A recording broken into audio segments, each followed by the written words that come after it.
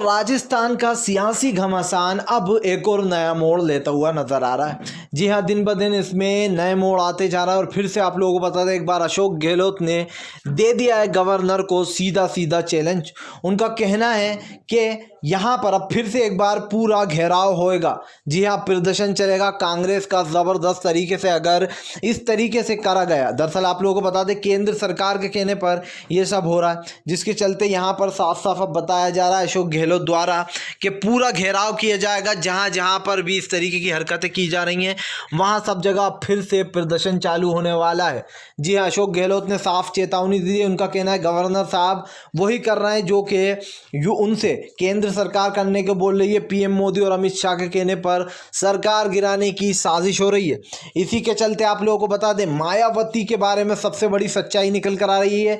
मायावती क्यों आखिर पीएम मोदी का साथ दे रही है? वो छापा तो आपको याद ही होगा जो कि मायावती के भाई के घर पर पड़ा था अभी कुछ दिन पहले, जिसके चलते आप लोगों को बता दें मायावती पीएम मोदी से डर गई है और मायावती वही कर रही है जो कि उसको बीजेपी करने को कह रही है। जी हाँ, आप लोगों को बता दें हाई कोर्ट में इसलिए जानबूझकर केस लगाया गया है मायावती द्वारा, क्योंकि बीजेपी ने मायावती से कहा है कि यहाँ पर सरकार गिराने में हमारी मदद करो।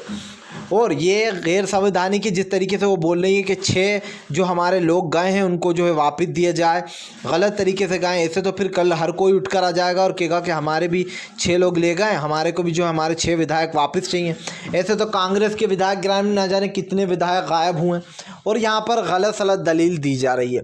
सबसे बड़ी बात यह आती है कि एक बार जब सुप्रीम कोर्ट की बात करूं, अगर मैं सुप्रीम कोर्ट ने जो यहाँ पर हाई कोर्ट ने इसको जो है रद्द कर दिया था इस याचिका को, लेकिन अब की बार हाई कोर्ट ने जवाब मांगा है गहलोत सरकार से। बट मुझे ये समझ में नहीं आता, जब एक बार रिजेक्ट कर चुके था हाई कोर्ट तो आखिर उसकी बार दोबारा हाई कोर्ट को इसमें सोचने की ज़रूरत क्या है? ये तो अलग ही दिखाई दे रहा है कि ये फालतू के नाटक है मायावती के, और मायावती फुल सपोर्ट कर रही है बीजेपी का सरकार गिराने में। ये वही मायावती है जो कि बीजेपी की भर भर कर बुराई करा करती थी अभी कुछ दिन पहले। मायावती साथ क्यों दे रही है? क्योंकि अमिताभ बच्चन का जैसे पनामा वाला केस दबा पड़ा है, अगर बीजेपी के अगेंस्ट जाएंगे तो वो खुल जाएगा, वैसे ही मायावती का जो कि करोड़ों रुपए की घोटाला संपत्ति सामने आई थी।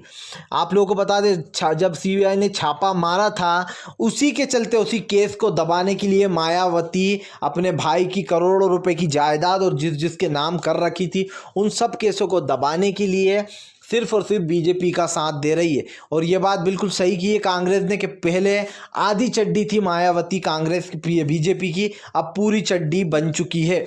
और आप लोगों को बताते हैं इस महासियासी संगठन में अगर बात की जाए तो यहाँ पर जानबूझ के सरकारें गिराकर इस महामारी में, कोरोना की महामारी में, जहाँ पर एक तरफ 16 लाख के आंकड़ों को पार कर गया है कोरोना संक्रमित की संख्या है, वहाँ पर हमारे देश का पीएम क्या कर रहा है? सरकारें गिराकर सरकार बना रहा है।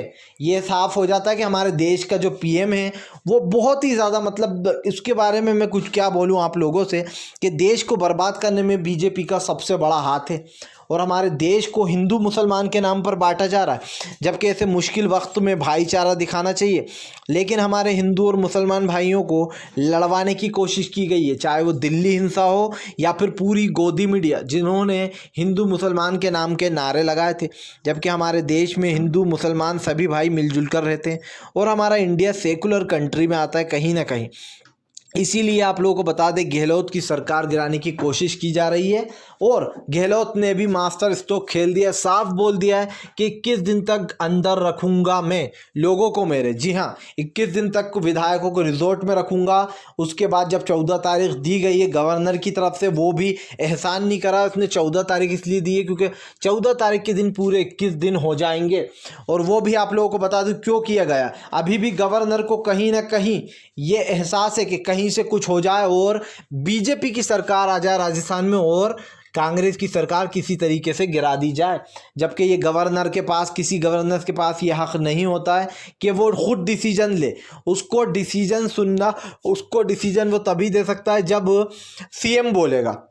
सीएम बोलेगा कि आपको कल बैठक बुलानी है तो उसको कल ही बुलानी पड़ेगी, लेकिन केंद्र सरकार, क्योंकि अभी पूरे देश का जो पीएम है वो है बीजेपी का, इसलिए गलत फ़ायदा उठाया जा रहा है और हर कानून को ताक में रख दिया जा रहा है। और शायद ये कहना बड़ा अफसोस की बात है कि इसमें कहीं ना कहीं हाई कोर्ट और सुप्रीम कोर्ट भी चूक रहा है, क्योंकि जिस तरीके से पहले निष्पक्ष जज हुआ करते थे जो कि बिना डरे बिना सोच समझे फैसले दिया करते थे, वो आजकल के जज शायद अपने ट्रांसफ़र से डरते हैं।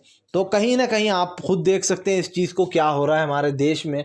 अब आप लोग बताइए, अगर आप भी पूरी जो दिल से पीएम मोदी की इन सभी गलत नीतियों का दिल से विरोध करते हो तो इस वीडियो को दिल से लाइक करके हमारे चैनल को सब्सक्राइब करिए। हम एक ऐसे निष्पक्ष पत्रकार हैं जो कि आप तक